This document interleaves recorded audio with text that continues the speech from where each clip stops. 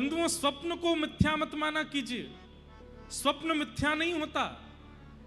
हमारी चित्तवृत्ति में जो विचारधाराएं दिन भर चलती रहती हैं, जैसा हम अन्न पाते हैं, जैसे लोगों का हम संग करते हैं, जैसी विचारधाराओं में हम पूरे दिन रहते हैं, रात्रि के स्वप्न में वैसे ही विचार उत्पन्न होते हैं।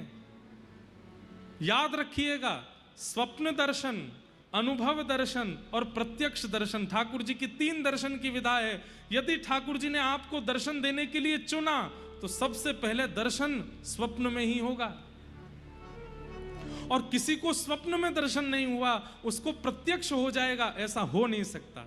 ठाकुर जी पहले स्वप्न में आते हैं। इसलिए हमारे भजन सुधर रहा है, हमारा नाम सुधर रहा है, हमारी भक्ति सुधर रही है, इसका प्रमाण आपको एक दिन आपके स्वप्न में मिलेगा।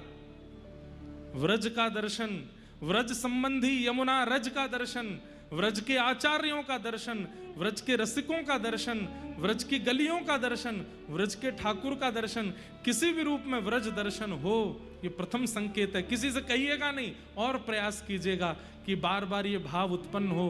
एक दिन उसी व्रज निकुंज में श्याम सुंदर प्रकट होकर स्वप्न में ही अनुभव कराएंगे। और जिस दिन स्वप्न में ठाकुर जी का अनुभव हो जाए, मुख बंद कर लीजिएगा, किसी को मत बताइएगा, फिर बस प्रतीक्षा कीजिएगा, क्योंकि अब स्वप्न के बाद प्रत्यक्ष होगा, आएंगे ठाकुर जी। स्वप्न दर्शन प्रथम सीढ़ी है और मीराबाई ने उस स्वप्न दर्शन की सीढ़ी को पार कर ली।